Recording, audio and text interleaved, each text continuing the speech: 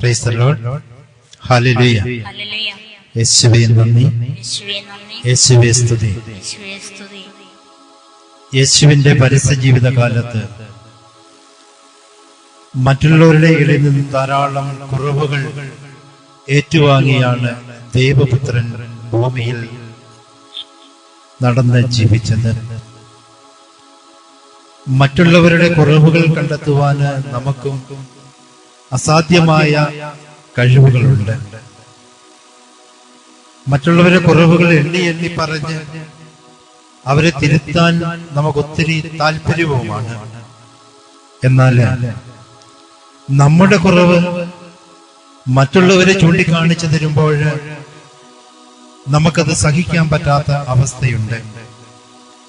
നമ്മുടെ എല്ലാം ജീവിതത്തില് മറ്റുള്ളവരെ നമ്മെ കുറവാക്കിയതിന്റെ, കുറ്റപ്പെടുത്തിയതിന്റെ നൊമ്പരങ്ങള് നമ്മുടെ ജീവിതത്തിൽ തങ്ങി നിൽപ്പുണ്ട്. പലപ്പോഴും ഇങ്ങനെ മറ്റുള്ളവര് നമ്മെ കുറ്റപ്പെടുത്തിയത് കൊണ്ട് നമ്മുടെ ജീവിതത്തിലെ ഒത്തിരി ദുസ്സഹമായ അവസ്ഥ നമ്മൾ അനുഭവിക്കുന്നുണ്ട്.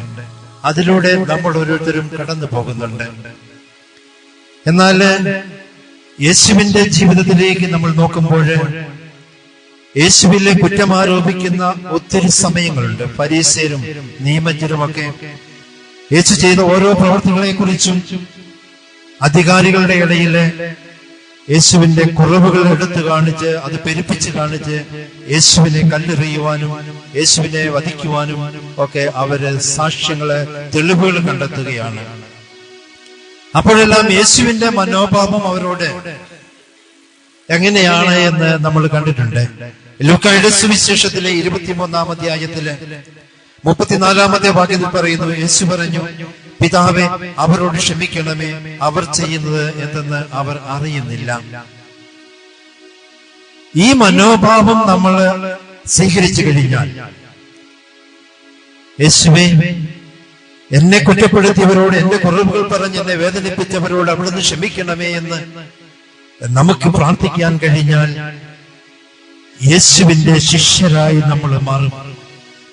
അങ്ങനെ പ്രാർത്ഥിക്കാതെ അവരെ ശപിച്ചും അവരെ പ്രാഗിയും അവരെ നശിച്ചു പോകണമെന്നും നമ്മൾ നിരന്തരമായി ആഗ്രഹിക്കുമ്പോൾ നമ്മൾ യേശുവിന്റെ ശിഷ്യരാകുന്നില്ല, മറിച്ച് ലോകത്തിന്റെ മനുഷ്യരായി മാറുകയാണ് ചെയ്യുക. അപ്പോൾ നമ്മുടെയെല്ലാം ജീവിതത്തിന്റെ കുറവുകൾ മറ്റുള്ളവർ കണ്ടെത്തി നമ്മുടെ മേൽ ആരോപിച്ച എല്ലാ കുറവുകളുടെ വേദനകളും നൊമ്പരങ്ങളും നമ്മുടെ ജീവിതത്തിൽ നമ്മൾ ചുമക്കുന്നു എങ്കിൽ ഈശോയുടെ സന്നിധിയിലേക്ക് വരാം.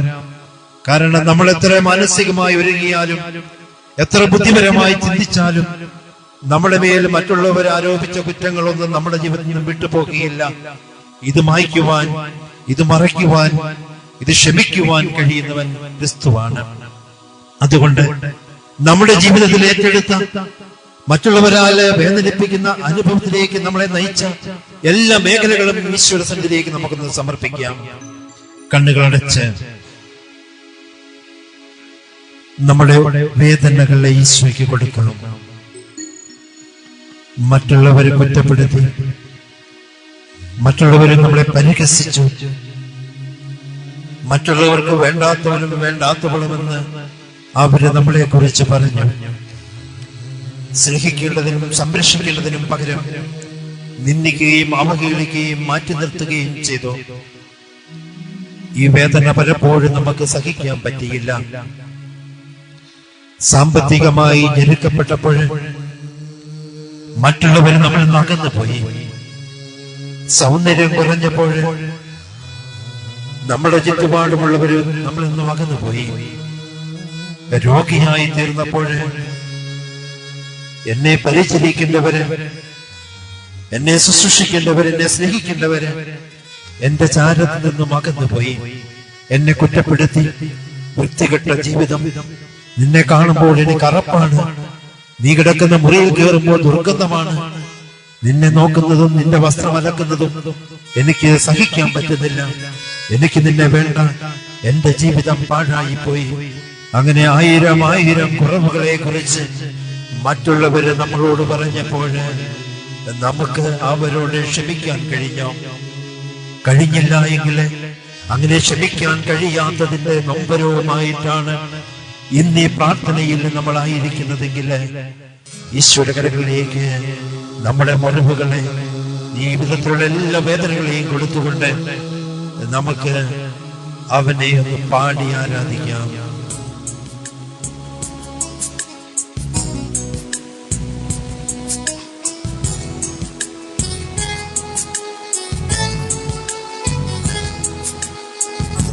അവൻ നമ്മുടെ മുറിവുകൾ മായ്ക്കുന്നവനാണ്, നമ്മുടെ കുറവുകള് ക്ഷമിക്കുന്നവനാണ് അവൻ.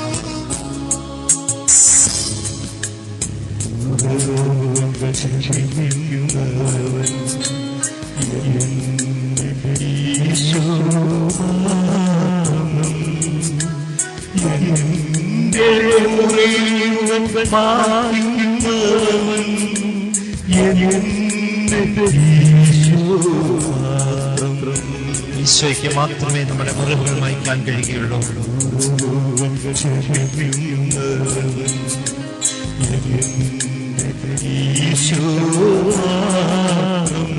അവനിൽ ഏൽപ്പിച്ച് പാടാം.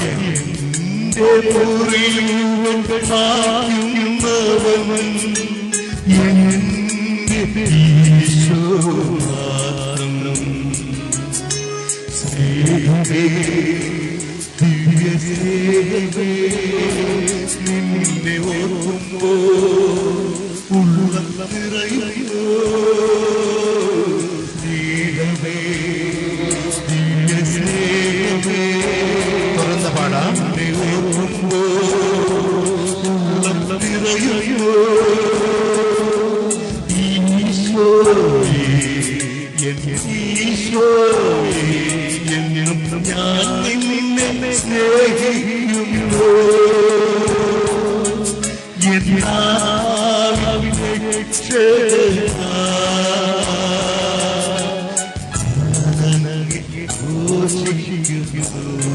ഈശോയുള്ള രക്ഷകനായിട്ട് അവൻ നമ്മുടെ ജീവിതത്തില് ശക്തിയും സ്നേഹവും നൽകും. എന്നാൽ നമ്മുടെ വേദന പലപ്പോഴും നമുക്ക് മനസ്സിലാക്കാൻ കഴിയില്ല. എന്നെ ആരും മനസ്സിലാക്കുന്നില്ലോ എന്നാണ് നമ്മൾ പറയുക. എന്നാൽ നിന്റെ വേദന മനസ്സിലാക്കുന്നവൻ യേശുവാണ്. നിന്റെ ഈ വേദന മാറ്റി അവൻ നിന്നെ അനുഗ്രഹിക്കും.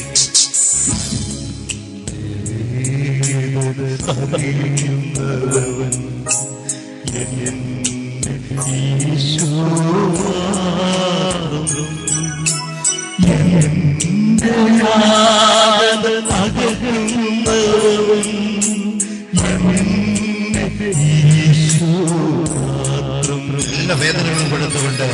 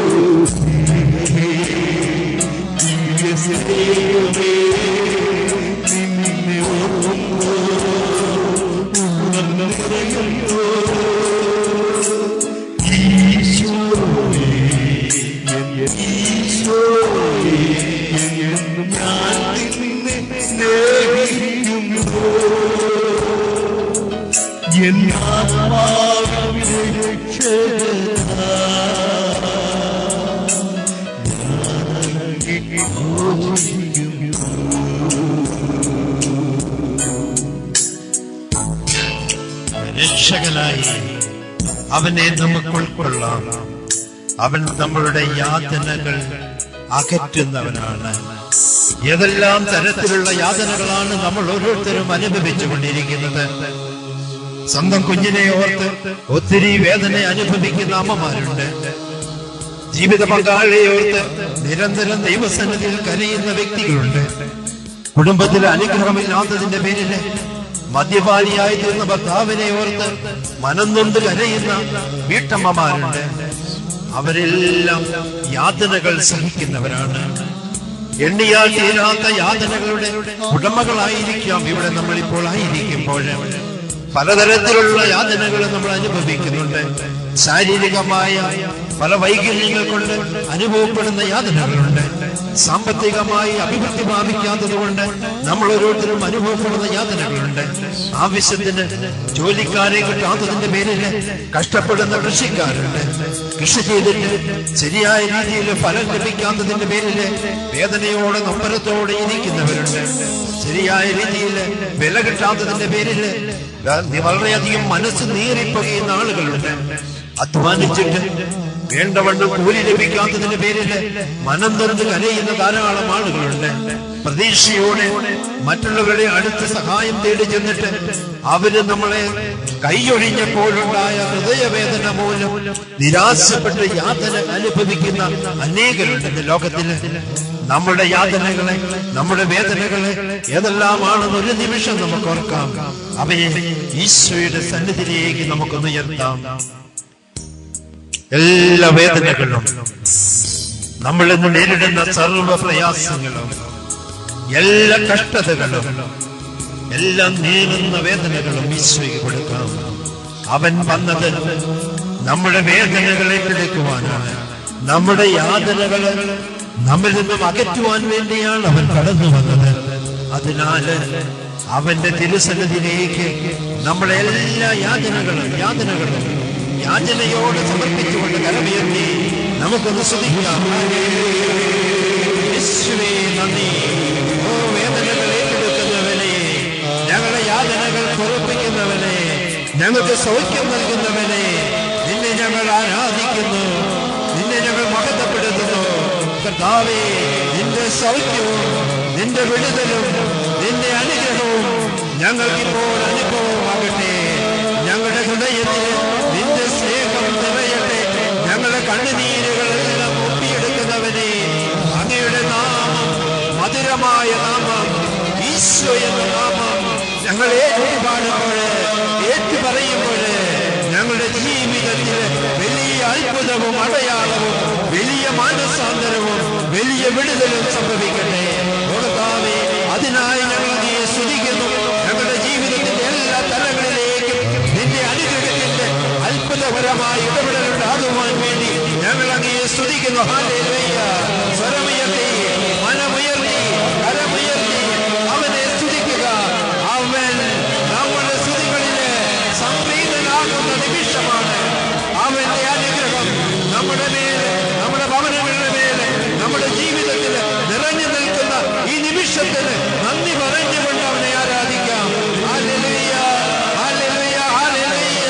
ഓ ദൈവമേ, മഹത്വം, മഹത്വം, മഹത്വം. ദൈവമേ നന്ദി, ദൈവമേ സ്തുതി. നിന്റെ അനുഗ്രഹവും നിന്റെ സൗഖ്യവും ഞങ്ങൾക്ക് സ്വന്തമാക്കുവാൻ ഈ നിമിഷം അനുവദിച്ചു തന്നതിന് അങ്ങേ ഞങ്ങൾ സ്തുതിക്കുന്നു. Hallelujah, hallelujah, hallelujah, hallelujah, hallelujah. യേശുവേ നന്ദി. ഓ ദൈവമേ, മഹത്വം, മഹത്വം, മഹത്വം. ദൈവമേ നന്ദി. Hallelujah, hallelujah, hallelujah. അത്ഭുതകരമായ വിടുതൽ, അത്ഭുതകരമായ മാനസാന്തരം, ആസക്തിയിൽ നിന്നുള്ള മോചനം, ഏതെങ്കിലും തരത്തിൽ ക്ഷയിച്ചു പോയ അവസ്ഥയുണ്ടെങ്കിൽ അതിൽ നിന്നുള്ള വിടുതലിനായി ഞങ്ങൾ പ്രാർത്ഥിക്കുന്നു. കർത്താവേ, ഞങ്ങളുടെ ജീവിതം അനുഗ്രഹപൂർണമായി തീരട്ടെ. നിന്റെ നാമത്തിൽ ഞങ്ങൾ ഓരോരുത്തരും അനുഗ്രഹം പ്രാപിക്കട്ടെ. ഞങ്ങളുടെ ഭവനങ്ങളിലെ അനർത്ഥങ്ങൾ വിട്ടുപോകട്ടെ. ഞങ്ങളുടെ ഭവനങ്ങളിലുള്ള മദ്യപാനാസക്തിയിൽ അകപ്പെട്ടു പോയിരിക്കുന്ന മക്കൾക്ക് നിന്റെ നാമത്തിൽ ഇപ്പോൾ തന്നെ വിടുതൽ കിട്ടട്ടെ. യേശുവേ, ലോകത്തിന്റെ വിവിധ സ്ഥലങ്ങളിൽ ഇപ്പോൾ ഈ ശുശ്രൂഷയിൽ പങ്കുചേരുന്നവരുടെ ജീവിതത്തിലുള്ള എല്ലാ യാതനകളും ഇപ്പോൾ തന്നെ നീങ്ങിപ്പോകട്ടെ.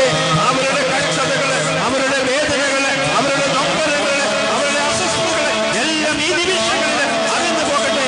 യേശുവേ നന്ദി. ഓ ദൈവമേ, മഹത്വം, മഹത്വം. ദൈവമേ സ്തോത്രം. യേശുവേ നന്ദി. Hallelujah, hallelujah. സ്തോത്രം യേശുവേ.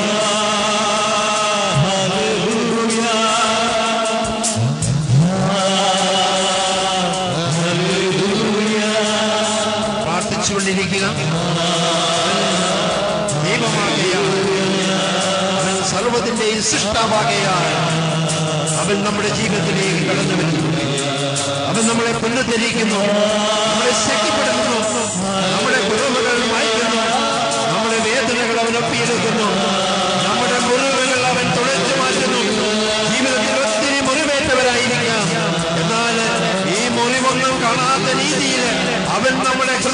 നിന്ന്, നമ്മുടെ മനസ്സിൽ നിന്ന്, നമ്മുടെ ആത്മാവിൽ നിന്ന് ഈ മുറിവുകൾ അവൻ തൂത്തുമാറ്റും.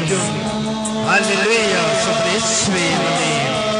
ലൂക്കായുടെ സുവിശേഷം 18-ാം അധ്യായത്തില് ബർത്തമേയുസിനെ യേശു വിളിക്കുന്നു. 34-ാമത്തെ വാക്യത്തില് ഇങ്ങനെ കാണുന്നു. അവൻ പറഞ്ഞു, അപ്പോൾ അവൻ വിളിച്ചു പറഞ്ഞു, ദാവീദിന്റെ പുത്രനായ യേശുവേ, എന്നിൽ കനിയണമേ. മുമ്പേ പോയിക്കൊണ്ടിരുന്നവർ നിശബ്ദനാകാൻ പറഞ്ഞ് അവനെ ശകാരിച്ചു. അവനാകട്ടെ കൂടുതൽ ഉച്ചത്തിൽ നിലവിളിച്ചുകൊണ്ടിരുന്നു. യേശു അവിടെ നിന്നു അവനെ തന്റെ അടുത്തേക്ക് കൊണ്ടുവരുവാൻ കൽപ്പിച്ചു. അവൻ അടുത്ത് വന്നപ്പോൾ യേശു ചോദിച്ചു,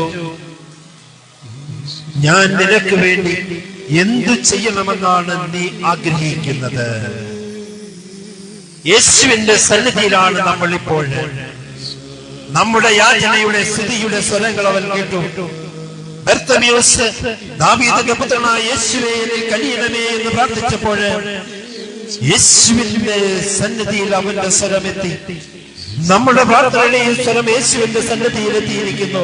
യേശു വന്ന് നമ്മുടെ മുമ്പിൽ നിൽക്കുന്നു. എന്നിട്ട് ബർത്തമേയുസിനോട് ചോദിച്ച അതേ ചോദ്യം ഇന്ന് എന്നോടും നിങ്ങളോടും ചോദിക്കുന്നു. ഞാൻ നിങ്ങൾക്ക് എന്ത് ചെയ്തു തരണമെന്നാണ് നിങ്ങൾ ആഗ്രഹിക്കുന്നത്? ഉത്തരം നമ്മൾക്കാണ് കൊടുക്കാനുള്ളത്. ഓരോ ആളോടും, ഓരോ വ്യക്തികളോടും, എഫ്രാത്തയുടെ ഈ ശുശ്രൂഷ ദർശിക്കുന്ന വിദൂരത്തുള്ള ഓരോ ജീവിതങ്ങളോടും യേശു ചോദിക്കുന്നു, ഞാൻ നിനക്ക് വേണ്ടി എന്താണ് ചെയ്തു തരേണ്ടത്? ചോദിക്കാം. അവന്റെ ചോദ്യത്തിന് നമുക്ക് ഉത്തരം പറയും. എന്താണ് വേണ്ടത്? ബർത്തമേയുസ് പറഞ്ഞത്, എനിക്ക് കാഴ്ച വീണ്ടും കിട്ടണം. നമ്മൾ ഓരോരുത്തരും പറയുന്നത് എന്താണ്? ഓരോരുത്തരുടെയും ഹൃദയത്തില് അവര് ചോദിക്കാം, രണ്ട് കാര്യം ചോദിക്കാം. ബർത്തമേയുസ് ഒന്നേ ചോദിച്ചുള്ളൂ. നമുക്ക് രണ്ട് ചോദിക്കാം. എന്താണെങ്കിലും രണ്ട് കാര്യം ചോദിക്കാം യേശുവിനോട്. ഹൃദയത്തിൽ ചോദിക്കുക, ഈശോയെ, നീ എനിക്ക് വേണ്ടി ഇന്ന കാര്യങ്ങൾ എനിക്ക് വേണ്ടി ചെയ്തു തരണം. വെറുതെ ഇരിക്കരുത്, ചോദിക്കുക.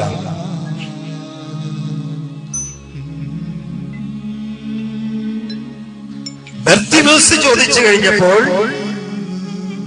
അപ്പോൾ തന്നെ ബർത്തമേയുസിന് കാഴ്ച ലഭിച്ചു. കാഴ്ച തിരിച്ചു കിട്ടി. അതേ യേശു, അതേ സ്വരം, അതേ ഭാവം അവനിതാ നമ്മുടെ ഇടയിൽ. അവനിത് ചോദിക്കുന്നു, ഓരോരുത്തരോടും ചോദിക്കുന്നു, ഞാൻ നിനക്ക് വേണ്ടി എന്താണ് ചെയ്തു തരേണ്ടത്? ചോദിച്ചു എന്ന് വിശ്വസിക്കുന്നു. രണ്ട് കാര്യം ചോദിക്കാൻ പറഞ്ഞു. രണ്ട് കാര്യം ചോദിച്ചിട്ടുണ്ടാകാം. ഇത് കിട്ടിക്കഴിഞ്ഞു എന്ന് വിശ്വസിക്കാം. നിങ്ങൾ ചോദിക്കുകയും യാചിക്കുകയും ചെയ്യുന്നതെന്തും നിങ്ങൾക്ക് ലഭിക്കുക തന്നെ ചെയ്യും. ദൈവത്തിന്റെ അനുഗ്രഹം ഇപ്പോൾ ഇവിടെ പ്രാർത്ഥനയിലായിരിക്കുന്നവരും നമ്മളെ ശ്രമിക്കുന്നവരും കാണുന്നവരുമായ സർവ്വ വ്യക്തികളും രണ്ട് കാര്യം കർത്താവിന്റെ മുമ്പിൽ സമർപ്പിക്കപ്പെട്ടിട്ടുണ്ട്. ഈ രണ്ട് കാര്യങ്ങൾക്ക് വേണ്ടിയും അവൻ നമുക്ക് വേണ്ടി അത്ഭുതം പ്രവർത്തിക്കുന്നവരാണ്. ഈ അത്ഭുതങ്ങളുടെ രാത്രിയില് അവന്റെ അനുഗ്രഹം സ്വന്തമാക്കുവാൻ നമുക്കൊരിക്കൽ കൂടി എഴുന്നേറ്റ് നിൽക്കാം. അവനിതാ നമ്മുടെ ആവശ്യങ്ങളിലേക്ക് ഇറങ്ങി വരുന്നു. രണ്ട് കാര്യങ്ങള് അവൻ നമുക്ക് വേണ്ടി ചെയ്തിരിക്കുന്നു. നമ്മൾ ചോദിച്ച രണ്ട് കാര്യങ്ങള് അവൻ നമുക്ക് വേണ്ടി ചെയ്തിരിക്കുന്നു. ഹല്ലേലൂയ. നന്ദി പറഞ്ഞുകൊണ്ട് നമ്മൾ ചോദിച്ച രണ്ട് കാര്യങ്ങള് ലഭിച്ചു. അത് വിശ്വസിച്ചുകൊണ്ട് നന്ദി പറഞ്ഞ് കരമേൽപ്പിച്ചിരിക്കാം. ഹല്ലേലൂയ. യേശുവേ നന്ദി. ഓ ദൈവമേ മഹത്വം, ദൈവമേ മഹത്വം, മഹത്വം കർത്താവേ, ഞങ്ങളെ യേശുവിക്കുന്നു. ബർത്തമേയുസിനോട് അവൻ ചോദിക്കുന്നു, നിനക്ക് വേണ്ടി ഞാൻ എന്താണ് ചെയ്യുന്നത്? കർത്താവേ, അത് തന്നെ ഇന്ന് ഞങ്ങളോട് ചോദിക്കുന്നു. ഞങ്ങൾക്ക് വേണ്ടി എന്താണ് ചെയ്യുന്നതെന്ന് രണ്ട് കാര്യങ്ങൾ കർത്താവേ ഞങ്ങൾ സമർപ്പിച്ചു. ബർത്തമേയുസ് ഒന്നേ പറഞ്ഞുള്ളൂ, ഒഴിച്ചു കിട്ടണമെന്ന് ഞങ്ങൾ ഇതാ സഞ്ചരിക്കുന്ന ഇവിടെ ആയിരിക്കുന്ന ഞങ്ങളെ ശ്രമിക്കുന്ന സർവ്വരുടെയും മുമ്പിൽ അങ്ങയുടെ സന്നിധി സമർപ്പിച്ച ഈ രണ്ട് കാര്യങ്ങളെ ഓർത്താവേ നമുക്ക് നന്ദി പറയുന്നു. Hallelujah, hallelujah, hallelujah. യേശുവേ നന്ദി. ഓ ദൈവമേ മഹത്വം, മഹത്വം. ഹല്ലേലൂയ. യേശുവേ നന്ദി. ദൈവമേ മഹത്വം, ദൈവമേ ആരാധന. ഹല്ലേലൂയ. ഹല്ലേലൂയ. നിമിഷങ്ങളിൽ നമുക്ക് വേണ്ടി അച്ഛൻ പ്രാർത്ഥിക്കും.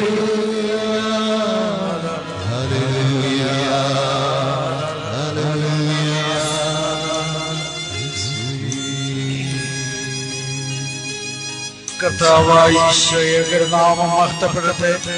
ഇന്ന് ഈ ശുശ്രൂഷയിൽ പങ്കെടുക്കുവാനുള്ള നിന്റെ മക്കള് അനുഗ്രഹം പ്രാപിക്കട്ടെ. ഈ നിമിഷം തന്നെ അവരുടെ കുടുംബങ്ങളും അവരുടെ ഇന്നത്തെ പ്രാർത്ഥനാനിയോഗവും പല സമർത്ഥങ്ങളായി അവിടുത്തെ അനുഗ്രഹം നിറഞ്ഞവരായി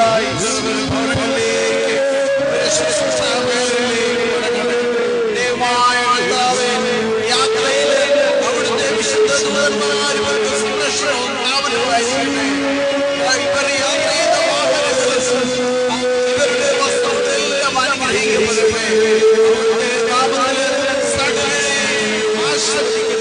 പിതാവായ ദൈവത്തിന്റെ അവിടുത്തെ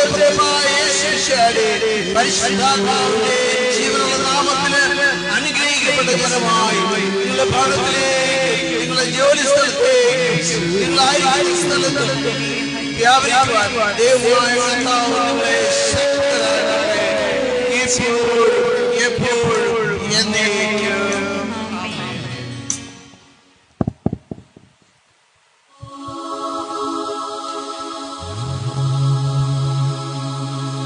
വിശ്വാസത്തോടെയായിരിക്കുക. ചോദിച്ച രണ്ട് കാര്യങ്ങൾ അത് ജീവിതത്തിൽ നൽകിയിട്ടുണ്ട്. അത് സാക്ഷ്യപ്പെടുത്തുവാൻ വേണ്ടി വരിക. അടുത്ത പ്രാവശ്യം പ്രകടമായ കാര്യങ്ങളുണ്ടെങ്കിൽ നമ്മുടെ സൂക്ഷിക്കുക, വെളിപ്പെടുത്തിയിട്ട് പോകണം. പ്രകടമായ കാര്യങ്ങൾ വിവാഹം നടക്കണമെന്നാണ് ചോദിച്ചതെങ്കിൽ ഇപ്പോൾ തന്നെ നടക്കുകയില്ല, അതിനൊരു സമയമുണ്ട്. അതുപോലെ എല്ലാ രോഗങ്ങളും മാറി പ്രകടമായ കാര്യങ്ങളുണ്ട്. ബർത്തിമേസിന് കണ്ണിന് കാഴ്ചയില്ലായിരുന്നു, അപ്പോൾ തന്നെ അത് അനുഭവമായി. അതുപോലെ നമുക്ക് അനുഭവമാകുന്ന, ഇപ്പോൾ തന്നെ അനുഭവമാകുന്ന കാര്യങ്ങളുണ്ട്. നോക്കുക, നമ്മളിലേക്ക് തന്നെ നോക്കുക, ഏതെല്ലാം തരത്തിലുള്ള കാര്യങ്ങളാണ് അനുഭവമായിട്ട്.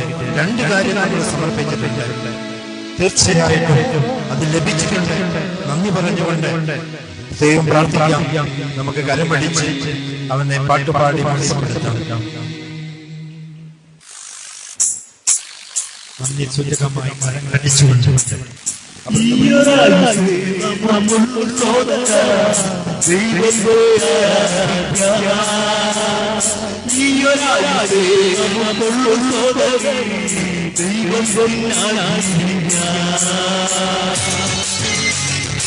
എല്ലാവരും ചേർന്ന് സന്തോഷത്തോടെ ഒന്ന് ഇളക്കി നാടി അത് തിരിച്ചുകൊണ്ട് അങ്ങോട്ട് നോക്കിക്കൊണ്ട് ഈ ഒരു ദൈവത്തെ ആരാധനയുവാൻ ഇന്ന് അവനെ ഏറ്റവും നല്ല രീതിയിൽ മഹത്വപ്പെടുത്തിയ അത് ഏറ്റവും മനോഹരമായിരിക്കും.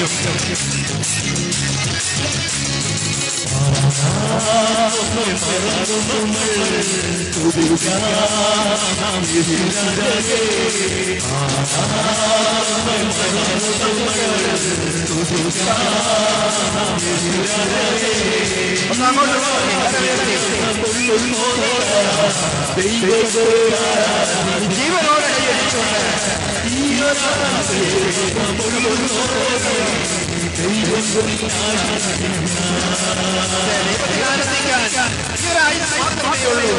നിമിഷം മാത്രമേ ഉള്ളൂ. അടുത്ത നിമിഷം നമ്മൾ എന്താണെന്ന് നമുക്കറിയില്ല. അതുകൊണ്ട് ദൈവത്തിൽ ആരാധിക്കുവാനുള്ള ഈ നിമിഷം ഏറ്റവും ഫലപ്രദമായി നമുക്ക് വിനിയോഗിക്കാം. അടുത്ത് നിൽക്കുന്നവരെ തിരിച്ചു കാണിച്ച് നമ്മുടെ ഹൃദയത്തിൽ നിറഞ്ഞ സന്തോഷം മറ്റുള്ളവർക്ക് പകർന്നു കൊടുത്ത് ദൈവത്തെ സ്തുതിക്കാം, ആരാധിക്കാം.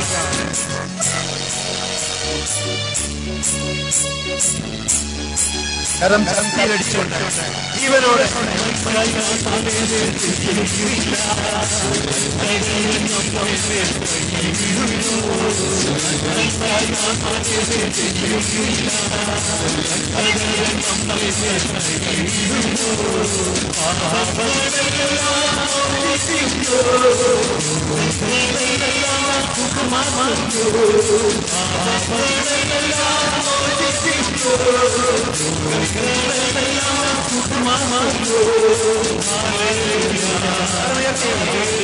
ഉയർത്തി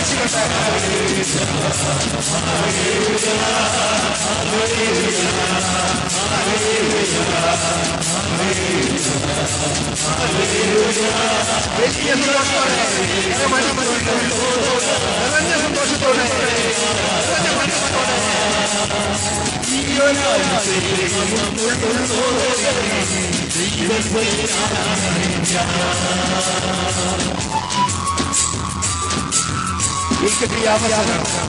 ദൈവത്തിന്റെ ആരാധന നടത്തുവാൻ അവിടുത്തെ മഹത്വപ്പെടുത്തുവാൻ ദൈവം നമുക്കായി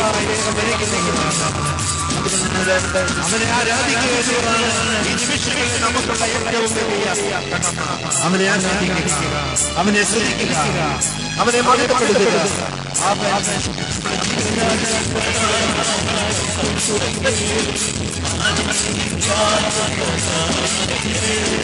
ജീവനോടെ